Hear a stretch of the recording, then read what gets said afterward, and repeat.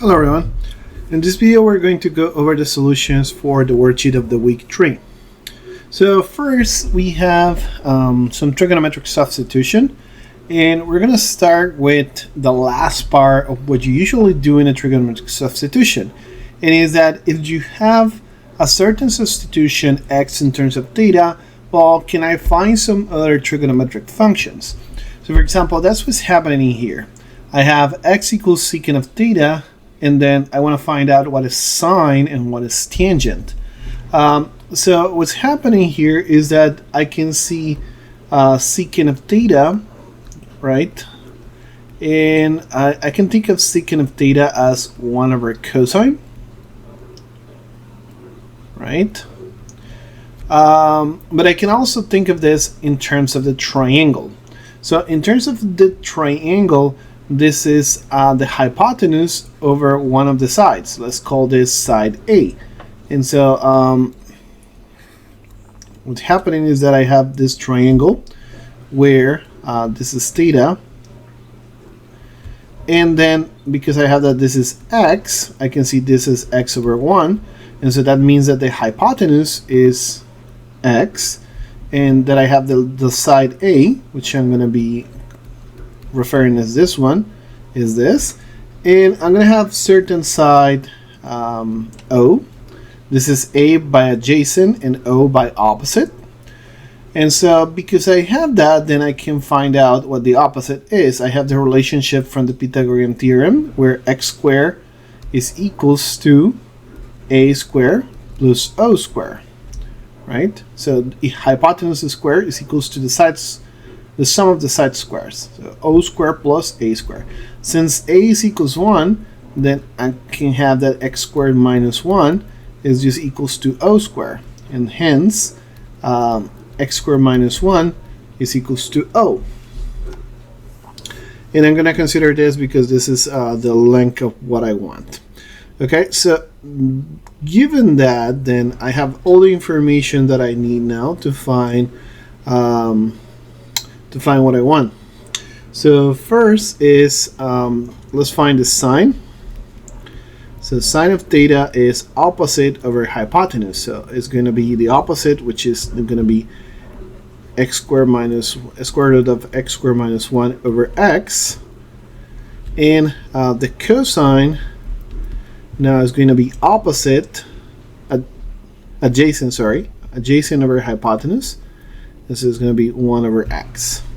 Now I can do tangent and sine. Tangent is sine over cosine, and so tangent of theta is just going to be x squared minus 1, since is the opposite over the adjacent, or the sine over the cosine.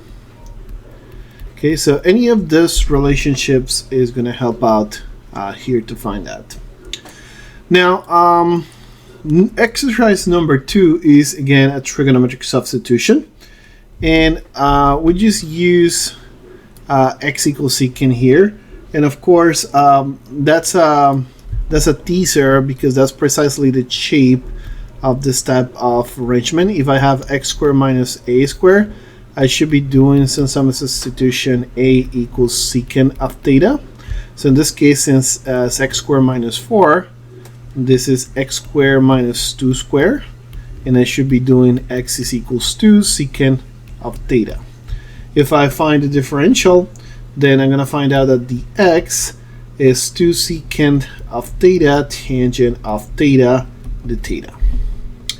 And so now let's plug that into the integration.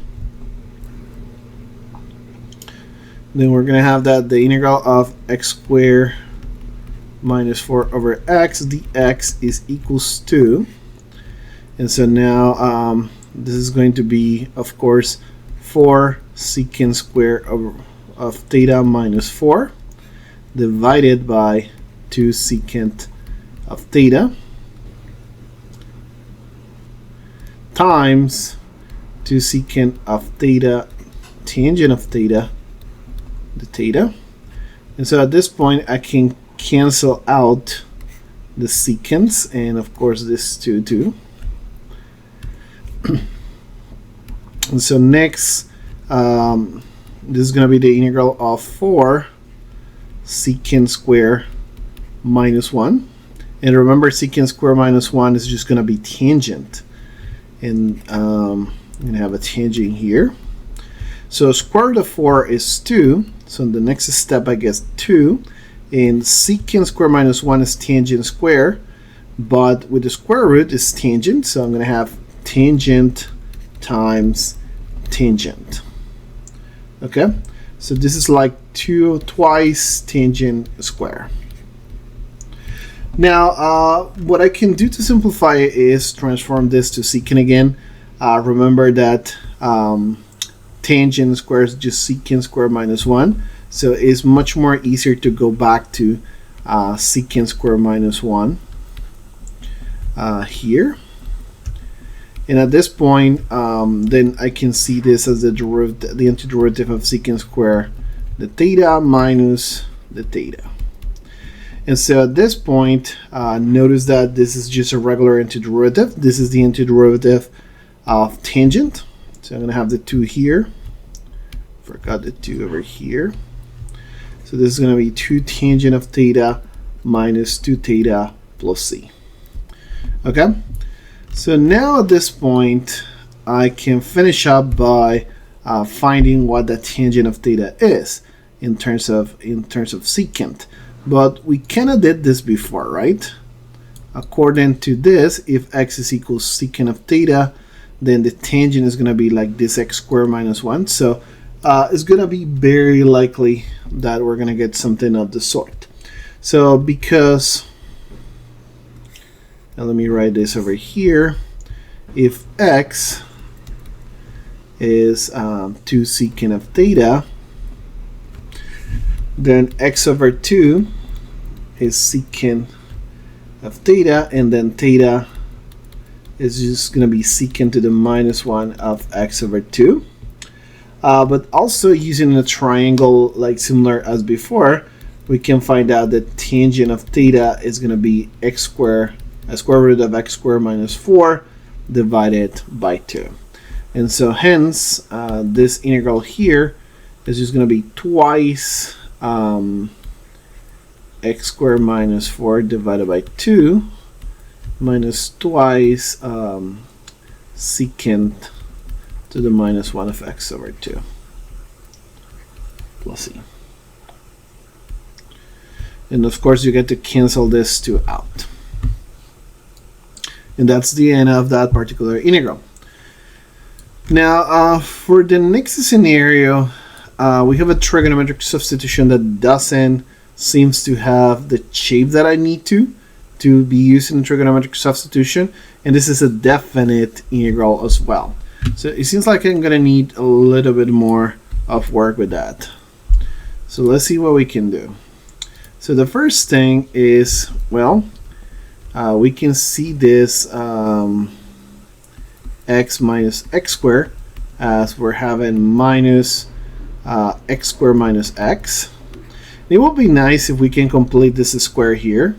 So remember, for completing the square, I essentially divide this one by 2 and square it out.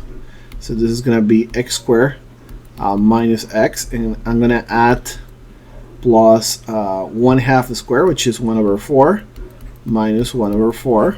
So it's a 0. And so this means that this transformed to minus x minus 1/2 square, and then this minus and this minus plus, so 1 over 4. So in terms of the integral, I can see this is the integral from 0 to 1, x minus x squared dx, but then I can call this out 0 to 1 integral of 1/4 minus x minus 1/2 square. So again, this is like a squared minus x squared kind of thing. So I can use a substitution. I can use the substitution x minus 1/2, so this whole thing equals to, let's say I wanna be able to use something that pairs with this 1 over 4 when I square it, so 1/2 sine of theta. And so now notice that when you do x minus 1/2 square, This is going to be 1 over 4 sine square of theta. Now from here, I also have that the dx is just going to be 1/2 cosine of theta, the theta. And I don't seem to have it here, so I'm going to have to just work around. So I'm going to forget for a second that I have this limits of integration from 0 to 1. And I'm just going to put here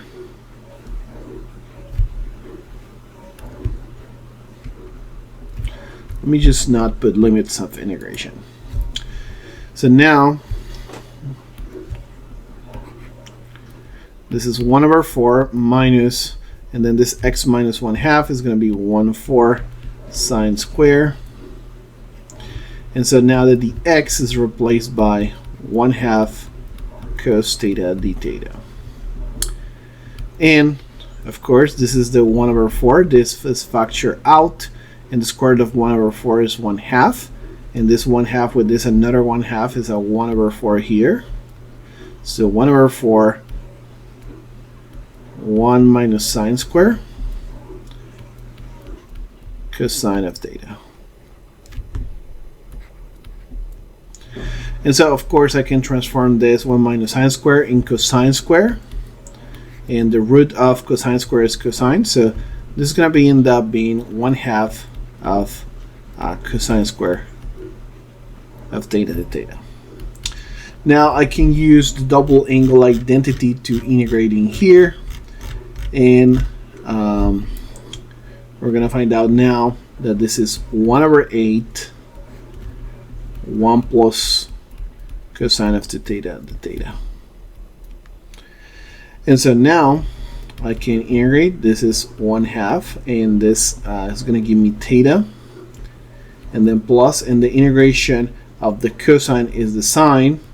So, but we're going to have this 1/2 here, and because I integrate by substitution, I'm going to get this 1/2 out, and this is going to be sine of 2 theta plus c.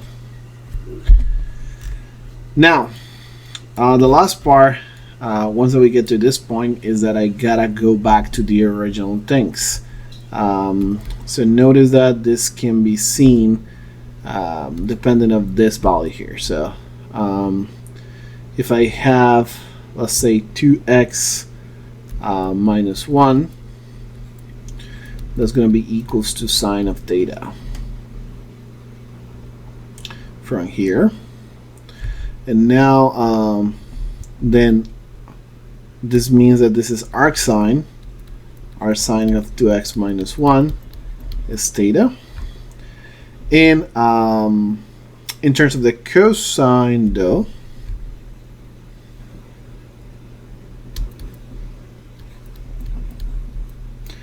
we can probably arrange some sort of method to be able to get the cosine from here, right? But essentially, if I have that this is the sine, it means that I have a triangle that I can use for it,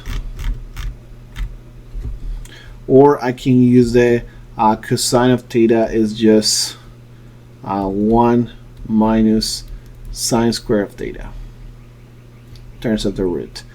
And because I already have what sine of theta is, then this is just cosine of theta 1 minus 2x minus 1 square. And so this is equals to 1 over 8, and then arc sine of 2x minus 1 plus 1 over 16, and then the sine of 2 theta is twice sine of theta cosine of theta.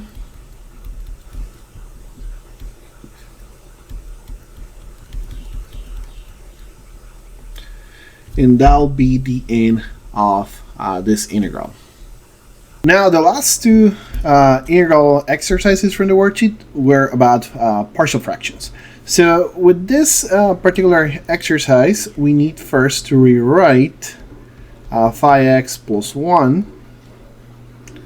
over 2x plus 1 times x minus 1.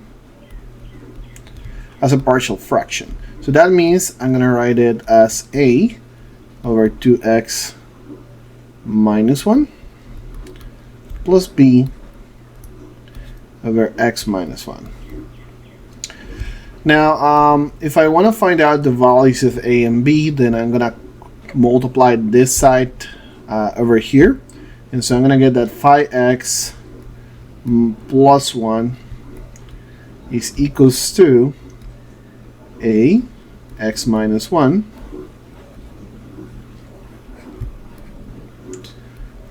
plus b 2x plus 1. Remember, I'm multiplying this denominator here, and so it cancels common terms. So that's why the 2x plus 1 goes away from here, and we only get x minus 1 in the top, and that's why x minus 1 goes away from here, and we only get 2x plus 1 in the top. Now when we have this, then we play with some numbers to get the constants. So we can use any x. We can use the ones that are going to get rid of some of these values. With x equals 1, we're going to get that 6 is equals to 3b. And so that means that b is equals 2.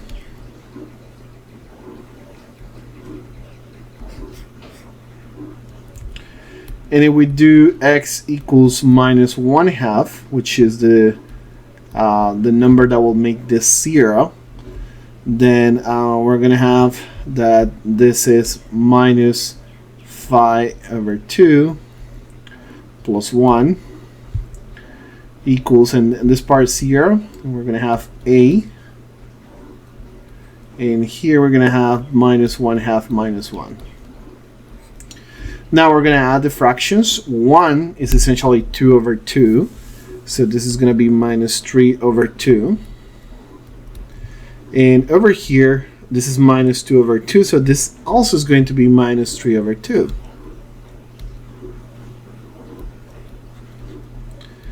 So because we have that, then we're going to find out that a is essentially 1.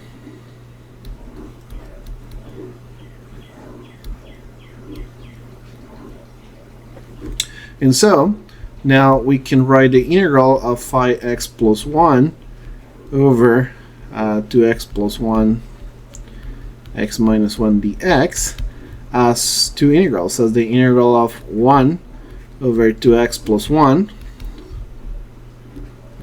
plus the integral of 2 over x minus 1 dx. Of course, this is something that we can integrate by substitution, but this is going to be just essentially 1/2 of the log of 2x plus 1. And then this is going to be twice the log of x minus 1 plus c.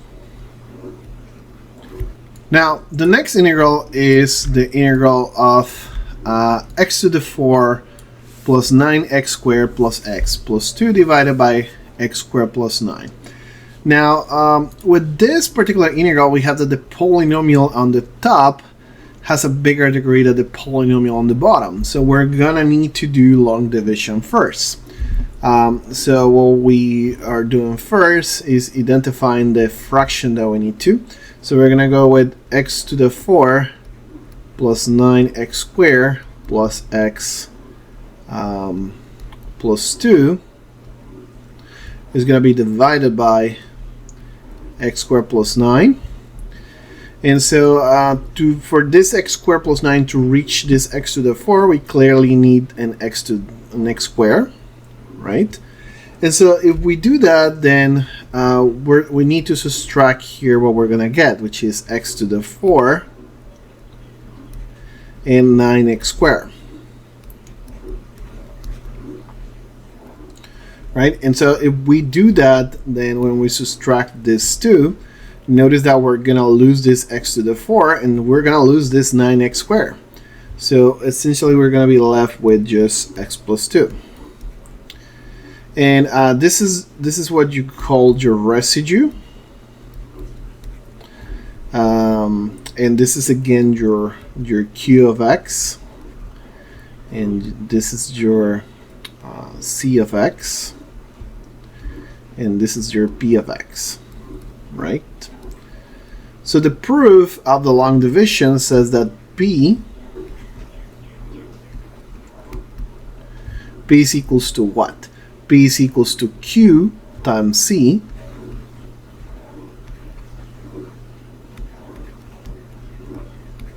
plus r. Right? This is the proof of the division, of the long division.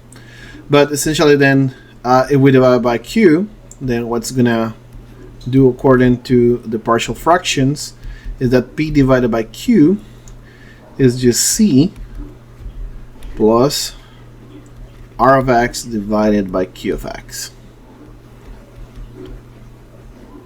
Right? And so this is p, this is q, this is c, this is r. So essentially this is just going to be the division between these two polynomials is going to be x squared. This ratio here is going to be x squared plus x plus 2 divided by x squared plus 9. And so now then we can say, oh, okay, so this integral here, x to the 4 plus 9x squared plus x plus 2 divided by x squared plus 9 is equals to the integral of x squared dx plus the integral of x plus 2, or yeah, x plus 2. The thing with x plus 2 is that it's not going to work out to integrate easily. So what I'm going to do is I'm going to separate. I'm going to leave 1 for substitution. So I'm going to leave this x over x squared plus 9 dx. Clearly you can see the substitution there. And I'm going to leave this 2 over x squared plus 9. So the first one is easy, right? This first one is x cubed over 3, right? Normal antiderivative. For this one, I just do u is equals x squared plus 9. And so that the u is going to be 2x dx. I don't have the 2, but I can put the 2 in here, and I get 1/2 out. So it will be 1/2 of log of x squared plus 9. And then last but not least, we have this, the integral of 2 over x squared plus 9. So this is something of the form x squared plus a squared. So this is going to be tangent to the minus 1. But because it has a 3 square, then it's going to be tangent to the minus 1 of x over 3. So this is going to give me a 2 over 3 tangent the minus 1 of x over 3.